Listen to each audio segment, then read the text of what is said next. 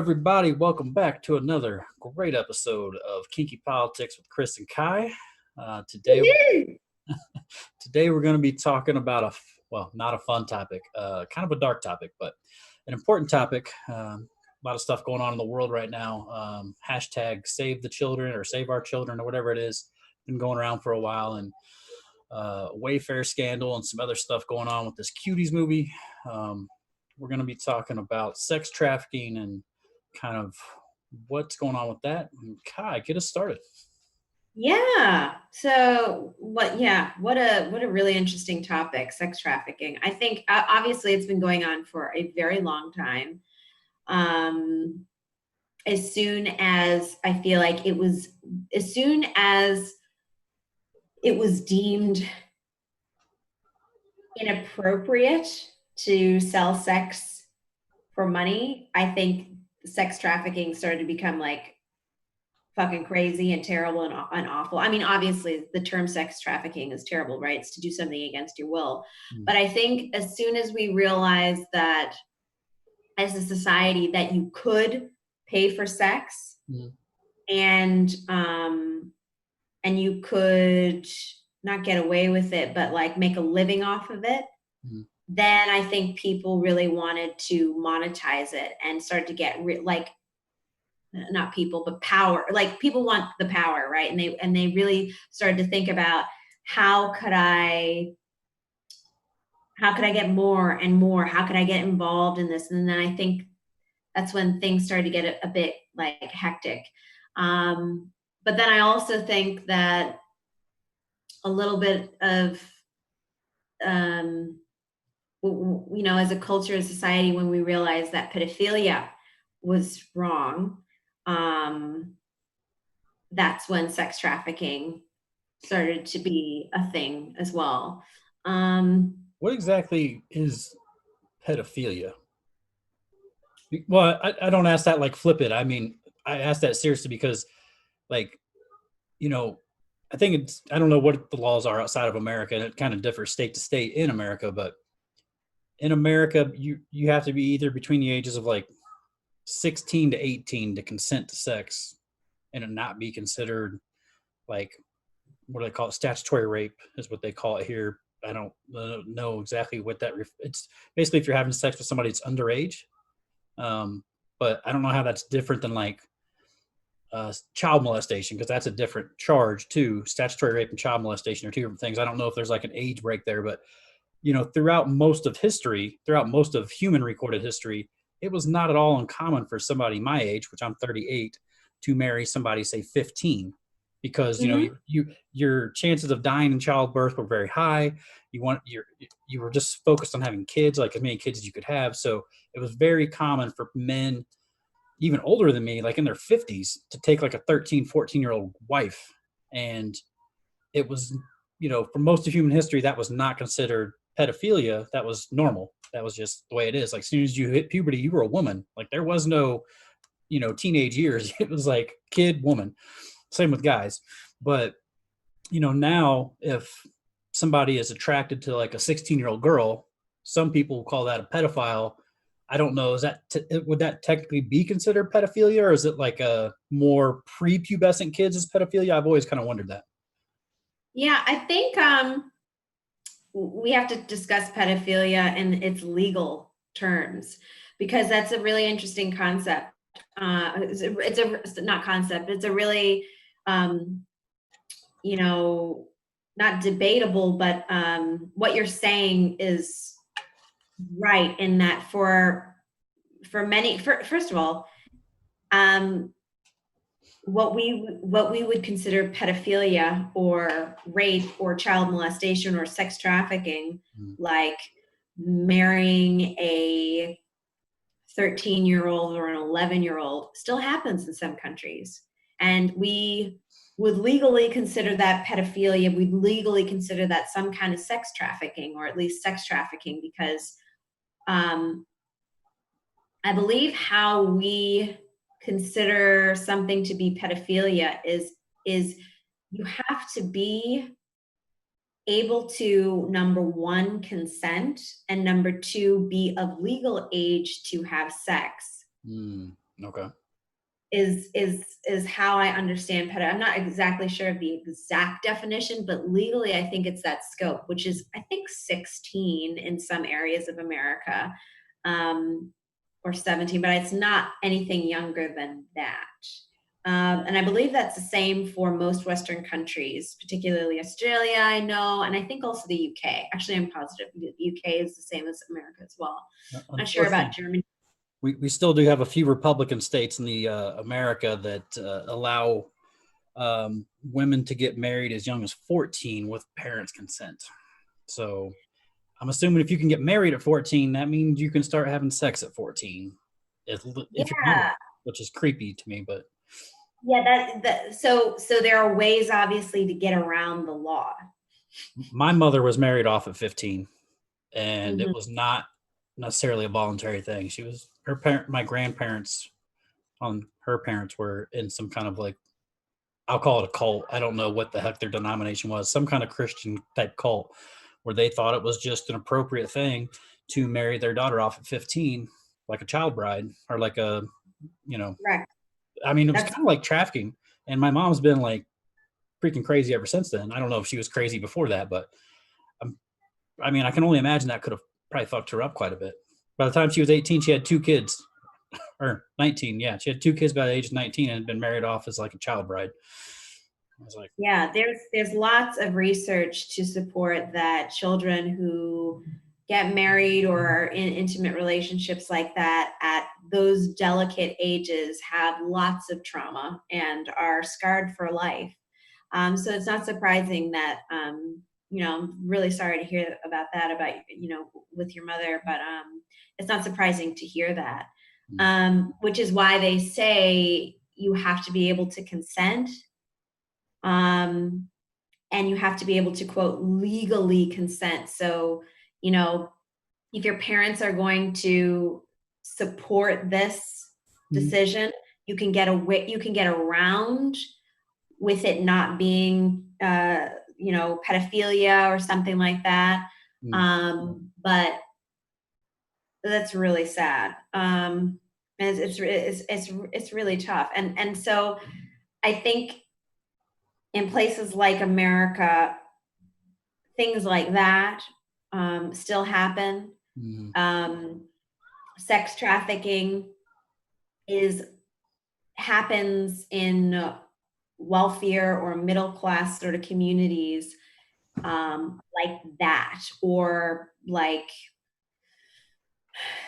they get sex trafficked by their parents, by their loved ones, like their family members or even so-called friends, and don't even realize it. I read a story about a girl who was sex trafficked from the age of 4 until she was 19, to realize that, like, and she just realized that all of her life, not realized, she just assumed that that was yeah, life. yeah, So she didn't know any different. She didn't think there was anything strange about it. And she wrote an article to say, like, it's not as typical, it's not as you assume it to be. It's not like in the movies where someone just gets kidnapped. It's your uncles, it's your father, it's your mother. In her household, her father coached Little League Baseball, mm, and her mother was a normal mother. She had a brother, but her father sex trafficked her. Um, and what he would do, and her mother was aware. Mother was aware, and did not stop it, went along with it. And what he would do was he would take her to various places mm, and say, like, oh, we're going to Disneyland. Oh, we're going to the airport. Oh, we're going to go out to eat, various places. And he'd say, okay, now I'm going to take you to the restroom, and I'm going to, and your Uncle Bob is going to pick you up. the fuck, Okay. And so, as an example, they'd go to Disneyland, they'd ride a couple of rides, and then he'd say, all right, I'm going to drop you off. I'm just going to take you to the bathroom, go to the bathroom, and Uncle Bob's going to take you. And some guy who she didn't know would come to the bathroom and do some kind of, they'd have some kind of sexual thing that would happen there. And then like an hour later, her father would pick her up in the stall and give her an ice cream cone. And Jesus. so she would just assume that this is what sometimes would happen weekly, sometimes twice a week in her life. Sometimes he would take her to the airport and he would just have her in his arms, carrying her. And all of a sudden, in just a crowded area, he'd be like, okay, now your Uncle Jimmy or your cousin Jeter or whatever it is going to take you. And some guy would just take her from her father, and they'd go into the bathroom. They'd be there for an hour, and her father would wait for her, and he'd be outside or whatever with an ice cream cone to give her, and that was a very normal, regular practice. So it was, she encouraged, she was like, teachers and social workers, you got to look for different signs, and the signs for her was that she was quiet. She's very to herself. She even though she knew something was wrong, but she didn't know what was wrong, Yeah. because she somehow felt uncomfortable to have any kind of conversations about things like that. Or when, she got to a certain age where kids were talking about sex, she was like, how do you do that? Or, I can't have this conversation with you because I've already had my period, or I've never had my period. And some guys said that, you know what I mean? Like, Yeah. she knew that, like, I know this is weird for them because they're giggling about it and they're making me feel weird, but I guess I can't talk about it. So this is kind of weird. And so as she grew older, she got kind of like even more introverted and more quiet. And many times as a result, those, what is it, IPS, those whatever those companies, those organizations are called, what do they call those people that come and check on the welfare, do welfare checks? Child Protective Services, CPS. CPS, thank you. Would come over just because she was incredibly quiet, and look at her family and be like, no, there's nothing wrong here. Like, she's just a quiet kid. Yeah. And she then was able to, I think after taking a sex ed course when she was like 16, she was like, I gotta talk to somebody. Damn. And then that's when they were like, holy shit. So, in middle class America and wealthy America, as we've seen with Jeffrey Epstein, it happens in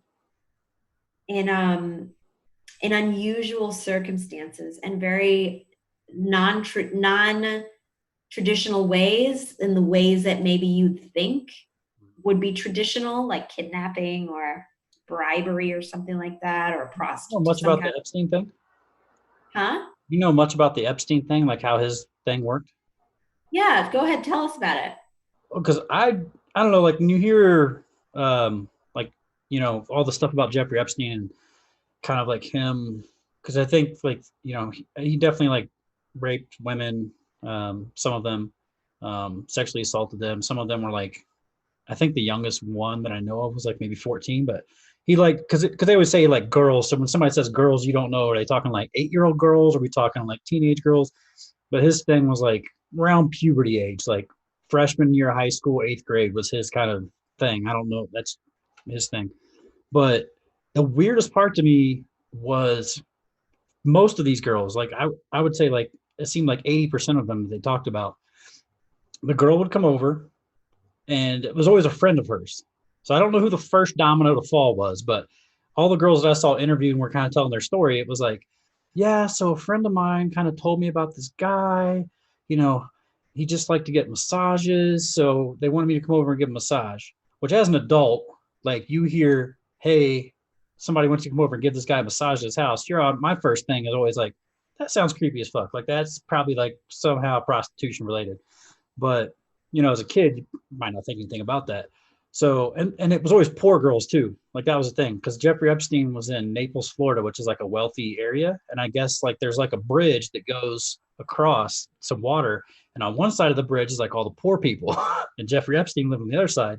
So he was getting all these girls from these poor trailer parks and stuff and offering them like $100 to come give them a massage.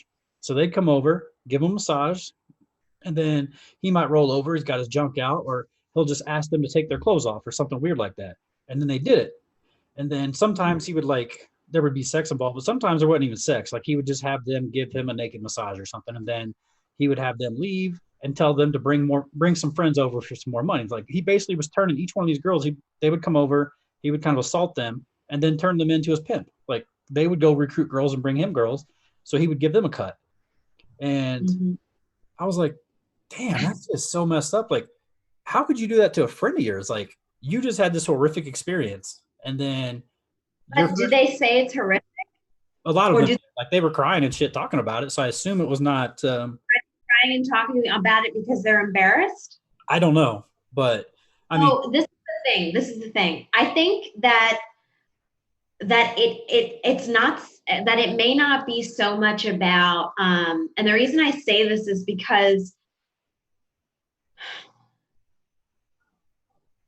when you're young like that and there's an older man who's interested in you mm, and maybe you know about sex like they're like I guess for me as a kid I was really sheltered and so like anything about sex or drugs or anything like that was always very like whoa whoa whoa, you know what I mean, like I'm like oh my god that's what's happening, oh my god I had no idea, you know. So if I was in that situation I would be like holy shit, this is something's wrong here, like I gotta tell my parents, I think I don't know what's going on but I gotta tell my parents because I was a dork too, right? But for a lot of kids you know you're curious, you're investigating, you know you hear some people talk about it. Remember the first girl in your school who you heard gave a blowjob? It was like oh my god she gave a blowjob, holy shit, like what is a blowjob, let's look it up, and oh my god whoa, and you know everyone's talking about it, right? So imagine being that young kid yeah, where you're like oh my god I heard about what a blowjob is, have you done that, crazy. I've never done that. I would never do that. And let's say you're famous at the said the famous last words of millions of women. I'm never gonna do that. yeah, exactly right. But let's say you're at the point now where you know about these things. You're kind of like sort of getting into your sexuality a little bit, which is probably many of those girls, right? And you got and if you're not, then you have friends who are doing those types of things, right? So you're at that delicate age where you're either figuring it out or you're like interested. Um, so I guess I don't really see it as a girl being like, hey, not all the time. Sometimes yes, right? Depending on how maybe sexually advanced you are at that age. But I would assume that there are some girls who are probably a little bit more sexually advanced, and then others who are just like, hey, this is a great way to make money. And also like I'm getting advanced in my there's an older man who just wants me to give him massages and like he's naked, but who cares? Yeah, You know what I'm saying? It can be sort of like this really innocent thing instead of like, oh, that's weird. It's just kind of like, and I got money. I got lots of money, right? So in this regard, the young girl's thinking like, I've got power, I've got money, I'm advanced, and I'm going to tell my friends, and like, they're probably not going to think it's weird because I'm doing it and yeah, I'm getting money from it, right? So I'm sure there are some girls who are also like, oh my God, that's so weird. I can't do this anymore. Or there are some girls who are like, oh my God, that's so weird. Could I do this again? Because I got money from it. yeah. That Is seems to it be the bad? majority of like the responses. But the other weird thing too, and this is kind of fascinating to me too, because I don't really. I guess somebody who's kind of a predator kind of knows how to pick up these signals, but a shocking amount of these women too were women that had been sexually molested or abused as children. So that made it easier for him to kind of sexually abuse them. And then the other weird thing too is like he would have somebody go kind of check on these women to see like, am I at risk basically? Like, am I at risk of this girl going to the cops, or can I get more chicks out of her? Like, can I keep bringing her to the house and trust her? But you know, Yeah. it was And, just and, and honestly, if you're going to those poorer communities, the likelihood is that they have been sexually abused. yeah. I just You know, it's I don't want to say this word in like I don't know, like I'm admiring it, or but I do feel like there was like an evil genius to his thing, because he never met he never went to he never approached any of these women. He had these girls go approach girls and bring him girls. And I was yeah, just it's very clever. It's fucking very clever. like he never But left his house and just had people just keep bringing him girls, like hundreds and hundreds of girls. Like, and this town is not that big. We're talking like a high school of like 2,000, 3,000 people. So you got to figure there's maybe like 1,500 girls there.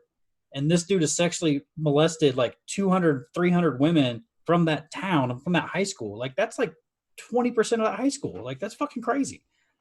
it's not really that ingenious. I mean, he really is working like pimps and tricks. Yeah. Pimps don't really go out, right, and search for a new, if they're really good. I was gonna say, I think of pimps being like smooth talkers, the kind of, hey, baby girl, come here, talk, and next thing you know, they got her sucking dick for your money. And it's like, what the fuck? Yeah, but that's the He wasn't that traditional guy. way. I think that's the traditional way of how we think a pimp is from, the 70s. And they're not like that. I mean, look at Hugh Hefner. Did he have to do any work? Nah. And he's a bona fide pimp. He is a white collar pimp. He did the exact same thing Jeffrey Epstein did, except they weren't underage. Sorry, not underage. They weren't girls. Offering these girls celebrity and fame and careers. Like, look how many women their careers were launched by getting naked for Hugh Hefner. Like, I mean, we're talking like probably 50 to 100 women throughout his lifetime were like made into stars and made millions of dollars just because they posed naked in his magazine. Like, that was the trade-off for them. With Epstein, it was basically like, I'm going to sexually harass you or harass. I'm going to sexually molest you, and I'm going to give you $100. And every time you come over, $100 to molest you. Not just that. It wasn't just $100. It was a lot of money. Well, different people got different things, because some of these girls were talking about like he offered to pay for them to go to like school in Europe and shit. And then that's it.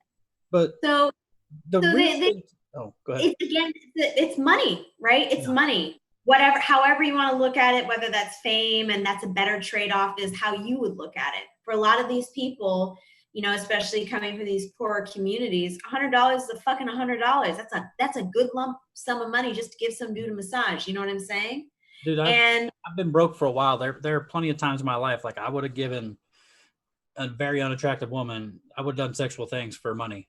Like, what I'm saying. And I think it's really hard to say, to see, to be like, well, what wouldn't I do and what would I do? I mean, yes, like, I'm grown, I've got my own set of values and stuff like that. But in a circumstance, we don't know how we'd be. I love it when people are like, oh, I'd never kill a fly. I'd never hurt a fly. And it's like, bitch, under a certain circumstance, you might. So that fly on Mike Pence's head. Okay. Oh God. Next topic. I'm just saying, when I was like 2 weeks away from being homeless, it fucking changes the way you look at things. It changes what you're willing to do to not be homeless. That's it. And I think that a lot of those girls who then were found out and were part of the sex ring and the sex cult, it was embarrassing. It was not just that they didn't want to do it or that they didn't feel particularly like good about it. I mean, can you imagine if it never came out? Jeez. Yeah. I think that I'm not saying that all of them would have been fine, but I think there might have been a percentage of them that was just like, well, I'm not particularly proud of it, but this is what I did. Yeah, because he interviewed like maybe 10 girls out of the 300 he molested. So I don't know what the spectrum was of like, outcomes and like what happened. Obviously, they picked the girls who were kind of like all kind of traumatized and like, talking about how they have nightmares and stuff from it. But the one thing that like shocked me the most. I'm sorry, before we go on, but yes, I'm not trying to dismiss the fact that the effects of this type of shit are fucked up on on children or on anyone who Yeah. has to do something in order to get, who has to do something that they wouldn't normally do, or that they feel uncomfortable about.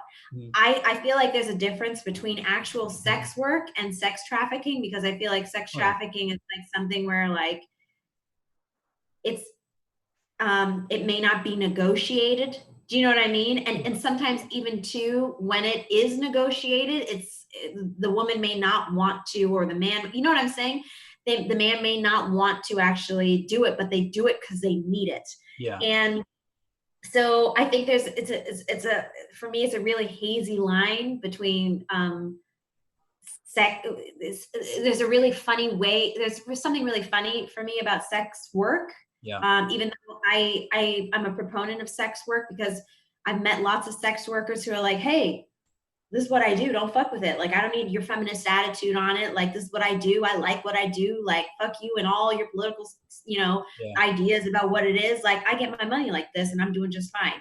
Please do not, you know what I'm saying? And I've gotten told off to by lots of by lots of sex workers. And I got set, like I got, put in my place, but then, I also have this, like, I realize, like, if you're actually being sex trafficked and you're doing something against something, you're having sex or you're doing sexual favors in an effort just to get money, and you don't want to, or you're not of age and you don't really understand what you're doing, the power dynamics are different. So the Yeah. power is in this person who's got the money, and you need the money, or you feel indebted or somehow responsible, or part of this thing where you feel you have to. Something is fucking fundamentally wrong about it. So what Jeffrey Epstein did, whether or not those women consented, if those women it's like he ran a ring. And so going back to what you said, I'm like, I don't want to say like it's a good thing, but he monetized it like in my opinion, any pimp. And for me, he's a Hugh Hefner. He's any one of those people, but he's dirty, right? He's dirty because he fucked with kids. He went to a poor community. He did it in the most fucked up way. And was selling kids basically, and profiteering off of it and manipulating them is what it sounds like to me. Yeah. But is he any different in a lot of respects in terms of his approach than any other pimp or any other, like, Hugh Hefner? I don't know. I honestly don't know. I think he figured out a way to monetize. Well, the thing that struck me the oddest about this, and I've heard other women say this like grown women have said the same thing to me, is so many of those girls when they were interviewed, like they said he did not threaten them. But no, don't get me wrong, there were some that did get threatened, and he did like straight up rape some of these girls. But most of the girls consented. There was no force or threat involved. He just asked and they did it. But then almost every single one of them that consensually did this said the reason they did it. Now, this is obviously 10 years looking back at it. This is what they're saying now. I don't know if they would have said it at the same time, but they said the reason they did this is because they felt if they didn't do it, like he could harm them, or he was going to harm them, or like they were afraid for their life. But he never threatened them in any way, shape, or form. They also said that too. So I'm like, but I've heard grown women who have like, in college and like after college and 20s and stuff like that would acknowledge that they were, went on a date or whatever, and a guy was trying to get some, and they just went along with it and had sex with a guy they did not want to have sex with because they were afraid what would happen if they said no. And then I was like, well, did he say anything to you to like indicate a threat? And they're like, no. And then I'm like, well, did he do anything? And it was basically just because he was a man, and maybe their background. I don't know what their backgrounds were either, but I was like, that's a fascinating thing to me as a guy, because I've never considered that at any point in time, like in any of the girls I've ever been with, I've never considered the thought that this girl is perceiving if she says no, like I might rape her. Like that just thought never crossed my mind. So that kind of opened my eyes to holy shit, there's a lot of women out here who actually go into interactions with men with this mindset, like if he really tries to make a move, like I'm just gonna let it happen because I don't want to get raped or he might hurt me. And I'm like, dang, Correct. that's crazy. Correct. And I think also too, like I mean, I've been in a similar. I'm a woman, right? So it's like you recognize when there's not okay. I'm a woman, and so yes, this has happened to me as well, where I've been in situations where I'm like, should I just go along with this and for my own safety? Um, but like I think you can recognize when the power shifts, Mm, and when the power shifts and you no longer have control, or you no longer feel you have control, you're willing to do things so that you don't get hurt. So um no, it sounds like there was probably coercion involved and manipulation involved with many of these girls, and the girls that maybe were not directly manipulated maybe heard from the other girls things that he did or didn't do, yeah. or threatened the other girls with, and so they were like, oh, I'm scared about that, or even the idea that like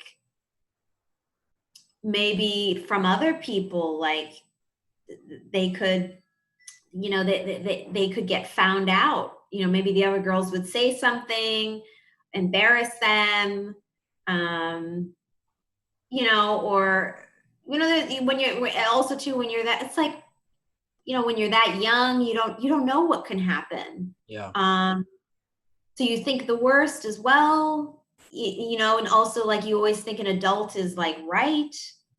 You're very used to respecting authority, going along with things as well. Um, Yeah, I honestly so can't say how I would have reacted at that age in that situation. Like if I was just like, hey, rub my shoulders, and then this dude turns over and has his cock out and he's like, I want you to stroke my cock. I'm like, I have no idea what the fuck I would have done because obviously I didn't face that situation, but that just everybody likes to say like, oh, I wouldn't have done that, but then a lot of people do it. So it's like you don't know what the fuck you do in that situation. no, and in a room where it's just you and another person, and that person is bigger, larger, smarter, older. This Um, this this other scandal that's kind of came out recently, this Wayfair thing. I'm how similar would it be to the Jeffrey Epstein thing? Because obviously it was a big thing as well. But was it more? Because I feel like when people think of sex trafficking, you've seen the movie Taken, right? yeah, You know of some. course.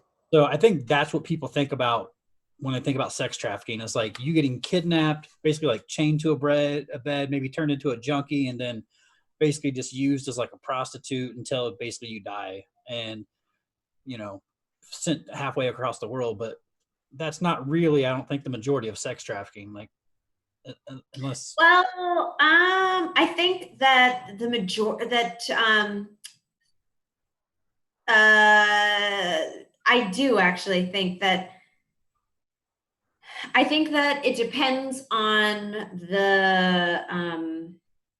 the country. hmm, So, sex trafficking, I feel, is a bit more sophisticated in America.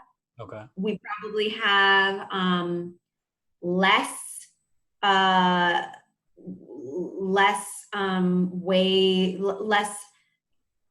quote traditional ways that we think sex trafficking would happen, like kidnapping, hmm, or yeah. I think that in America it's more like a pimp prostitute type of situation where it's not necessarily defined as a pimp prostitute, but it's just like what Jeffrey Epstein was doing. It's just what, in my opinion, what Hugh Hefner was doing. It's that like indirect pimpness. yeah, They're like, I'm pimping you out, but like, you don't have to think of it like that. Like, I'm not, but I also, as I mentioned earlier, I also think that sex trafficking is through your friends and family. So much like Jeffrey Epstein, and Hugh Hefner referrals. Would R. Kelly fit in that category? What? R. Kelly, would he fit in that category? Yeah, 'Cause definitely. I don't know a ton of details about his thing. I didn't watch all those documentary series they did on him, so I don't know the details about his. But I know he had multiple girls. They were like caged, and he was getting friends referred to them from it. From Yeah. Friends. Yeah. Okay. He would also like girls would come after the show, would like be invited back to his dressing room or to his VIP room afterwards, and there'd be specific types of like girls, like, you know, that he would want his security guards to solicit, and you know what I mean. So he's kind of predatory. I'm sure all his security guards are claiming they didn't know he was doing this stuff now. We didn't Yeah, know. right, Yeah. right. Even I think they even said that after his one of his court hearings, he found one of his court hearings on the shit. He Yeah. Yeah. found yeah, he found a couple girls that he basically got, you know, they exchanged information with, and they kicked it and whatever, and she's a loyal fan, and oh my god, you know.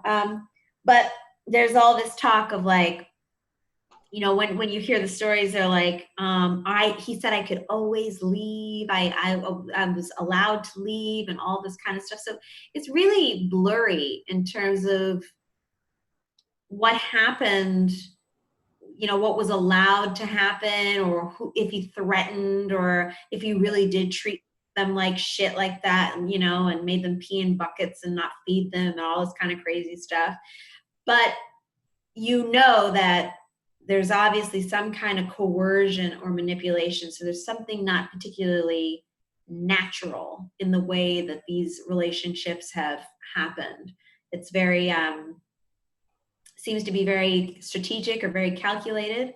And there seems to be a huge difference in terms of the balance of power. Yeah. And I think that's where it becomes sadistic, and it becomes sex trafficking. Yeah. You know. People definitely seem to get off on that power thing. Mm, I don't I really mean, understand it because I don't have that kink, but some people really get off on like just controlling people and like manipulating them and like just, I don't know, conquering them would be the right word, but just like, you know, just completely controlling them and like breaking them and like, because Epstein was like that. Like they were talking about even going back to like the 70s before he even got into all this stuff, because they were kind of like talking about how he even got to the point where he had all this money and ability to do this stuff. And they were kind of talking about him, and all these people were like, oh yeah, he was a very manipulative person. There was always something off about him. I was like, Jesus. That's why I never trust manipulative type people, like, or like those salesman type people. Like I just don't trust them, like, because they're those. I don't know.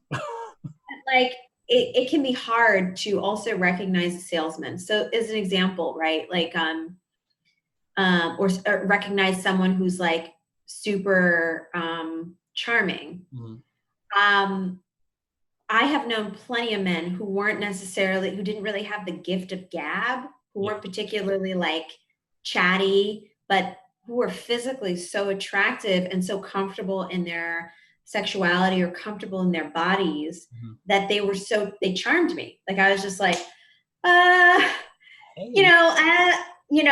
they're just completely so charming. And I look at a guy like Jeffrey Epstein. He looks very physically charming. He Yeah. looks very charismatic without having to say anything. I've never seen him talk. Yeah. Just looking at him, he looks like, you know, a decent looking dude and sort of put together, and also, okay, you know what I'm saying? And so I think it could be very confusing for a young person, because you're like, oh man, there's this man who's like kind of handsome, and he, all he wants me to do is give him a massage. What's the big deal? Yeah. I don't know. With the Wayfair thing, it's a little bit interesting. It seems like, this was um, started by this QAnon group, Mm-hmm. of which is obviously a right wing group and very pro Trump. And, they basically assert that child sex trafficking is happening on the Wayfair website and on a number of different websites in this sort of underground black market type of thing where children are being sold. And I spoke about it off camera a bit, but you can basically find a dresser for like $13,000, $15,000 listed at this crazy price with a serial number on it. Mm-hmm. And then you can find the exact same dresser at a different location on the website, and it's like $50. And so people are like, well, what are the differences? Like, what is this? And some person had this bright idea. I don't know. See, and this is what is confusing about it to me is this person decided to track that serial number and found that this particular serial number was tied to a missing persons website and was the exact serial number of this particular missing person. And the cupboard's name is the actual child's name or that's missing, and so what I find a bit just bizarre about it in that whole thinking is like, who came up with this idea that the serial number is now part of a missing person's website, or is, like who decided like, yes, let's look that up and see what that serial number is all about. I just think that's bizarre. Yeah. I also think that so you can find this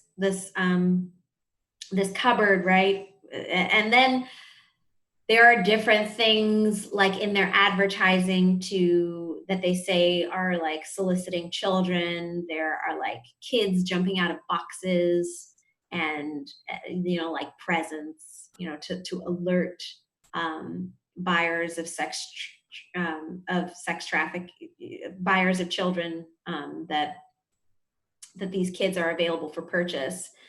And there are certain things in their display packages or in their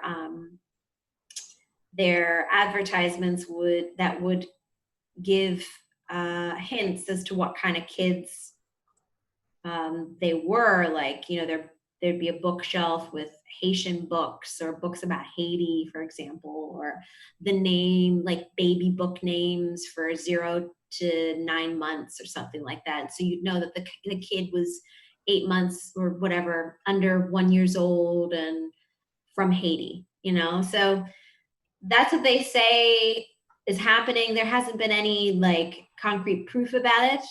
And Wayfair obviously has denied these allegations, and they're like, no, this is not fucking happening. But I don't know. Wayfair based out of? Like, where did they originate? I think they originate from the UK. Yeah, it sounds like a UK name. Okay. Yeah, I think so. But obviously they sell everywhere, So my theory with all of that is it's a stunt. It's a stunt from far right people to change the narrative, to change the current topic, to steer it away from racism and issues that are really prevalent right now in the United States, COVID, racism, like things like Black Lives Matter movement, police brutality, stuff like that, and take it away to something more universally appealing so that people focus on it. Yeah. And because I just think that the timing is very ironic. I'm not saying sex trafficking doesn't happen and this isn't a way in which it could happen, but it's like, why now? And why this group? And why the push for it right now? Well, the weird thing about that too is, I don't know if you remember this, but Jeffrey Epstein's right hand, that Ghislaine Maxwell lady or whatever, the only other person who's been arrested in all this, even though there were many other adults that were involved. When she got arrested, because Trump had multiple pictures with Epstein in them and all that stuff. That's because Bill Clinton was involved with Epstein, and was on his private jet many times and went to that private island. And then even the picture came out with that one girl, the same girl that was with Prince Andrew in the picture, that he tried pretending he never knew, and then they showed him the picture, and he disappeared from public life after that. That same girl, there's a Mhm. picture of her massaging Bill Clinton, just his shoulders, and nothing sexual or anything, but he's like sitting on a bench, and she's like on a different bench behind him, massaging his shoulders, whatever. Um, but he tries claiming he's never even been to Jeffrey Epstein's like sex island. But then in the documentary, multiple groundskeepers are like, no, I saw Bill Clinton in that fucking room right there. Like, I literally saw Bill Clinton. He's lying if he says he was not here. So all that shit happens. And it seemed like this Save the Children thing was like, that's when it really started taking off, was like as Mhm. a way to kind of like try to pretend that Democrats were pro sex trafficking or like okay with pedophilia type thing, and like Trump's the savior for pedophile type thing. But I know QAnon has some kind of weird conspiracy theory that goes along with this pedophile obsession. I don't know what that conspiracy theory is. I've kind of heard some people joke about it, but I don't know enough about it to like say what it is. But it is really fucking weird that all this just happens to happen, along with the Cuties thing. The movie Cuties being sued by the Texas Attorney General for basically being pornographic or child pornography. This is all happening like a month before the election. Um, I Yeah. just don't know who they think it's appealing to. Like, what undecided voter out there is going to see this and be like, you know what, I'm voting for Trump now. Like, I'm voting for Trump. Or is it just meant to really drive up the Trump voter that, I don't know, like Trump voters already seem pretty motivated to vote for Trump in the first place. Like, it seems political, but I can't figure out like what is their ultimate goal they're hoping to achieve with this, because it doesn't seem like it's going to really impact anything. Well, listen, anything to do with children, Mm, anything to do with yeah. mothers saving their children is incredibly important. Anything to do with religious fundamental ideas, save the children. Oh yeah. That's a very Christian, like coined term as well. Um, there are a lot of there are a lot of liberals who there are people universally want to protect their kids, right? So if now they shift the focus on something that's completely universal, where we're like, no, we've got to band together as Americans and talk about making sure our futures are bright for our kids. And if you notice, people like Bill Clinton, so AKA Democrats, are fucking around here Mm, and fucking our children. yeah. Yeah, vote for a Democrat. Yeah. So I don't think it's particularly far fetched. I think that like it works on the psychology of someone who is just trying to do the right thing, let's say. Yeah. Um, and is like, well, I can't, like I can imagine someone who maybe isn't particularly into politics, or even someone who is into politics and is like, oh my God, I didn't know that so many Democrats, so many political Democrats, like they do this. So many politicians, particularly Democrats, do this, and they have a huge uh, there's so many stories about them, doing this, but we don't hear this with Republicans because they're Yeah. not sick. They're not disgusting like that. Now Republicans just get caught in a train station stall with a gay prostitute, and that's how they. I can't remember. There was like I can't remember if it was like at the very end of George Bush or sometime during Obama. There was like a 2 or 3 year period where it was like 8 Republicans in Congress got busted, either somehow being secretly gay, like whether it was like they got caught in a stall with a prostitute, or it was like an online thing or something. Like it was just like a slew of them, and like in a couple years, just Republican after Republican was just going down, and they were always like the most homophobic, like love Jesus ones too. That was the best part about it. You don't ever see that kind of thing with Democrats, at least. Well, yeah, it's interesting. You don't ever hear about it. True, true. Well, they're not Um, really pounding the Bible either. Democrats don't really do that. Like they hide it, yeah, because I didn't know until after the election that Hillary Clinton is extremely religious. Like basically has the whole Bible memorized. Like she's yeah. extremely religious, and I never knew that. Like I was like, wow, she never talked about it. Like because I feel like on the Democratic side, like that's something that's not a plus for you. I agree. I would say that it's yeah, we can talk about this later, but you're right. It's not that it isn't a plus, but it's not what they use as a speaking point or a hard platform or Yeah. part of their hard platform because it for a lot of people it can be divisive. Well, especially like Um, on the Democratic side, since the death of Martin Luther King, I don't feel like we've really had any kind of religious movement in this country of any scale that was for those things that he was for, like helping the poor and like trying to do good things. Whenever you think of religion in this country, you think of anti-gay and shit. What was the other one I was going to say? There's another one. What's the other big? Oh, abortion. Those are the two things that come up. Like that's why you can't really be super religious on the Democratic side because then it just starts setting off those like, whoa, whoa, whoa, whoa. Are you pro LGBTQ and are you going to overturn abortion? Because like you're starting to say some things that scare me a little bit. Like anytime somebody starts talking about Jesus, that usually means that they want to overturn Roe v. Wade and they want to take away gay rights. I don't know if yeah. that because I feel like the rest of the world outside of America um, doesn't have this religious fervor in their politics like we do. I could be wrong about that, but that's the way it's always been explained. Like in political science classes and books I've read, is like Europe doesn't have this shit. Like Europe doesn't have these crazy religious fanaticals like that take over an entire half of the political like spectrum. They have I like their think, own little fringe party or something like that. and this is why I feel that America is very unique because you're right.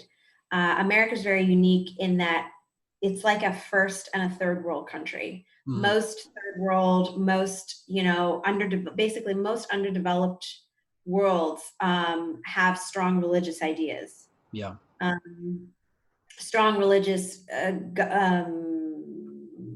strong religious government ties, and choose to believe one particular type of religion to lead their country. yeah, Um, but most of the Western world is not like that. But we in America, we're like, no, we're Christian, yeah. which is Jesus hilarious. wrote the Constitution. What are you talking about? Jesus wrote that thing. On that note, I think this is a great time to end this discussion and move on to something else. All right. Well, till next time, everybody. Hope you enjoyed and like, share, and subscribe. And we'll see you next time.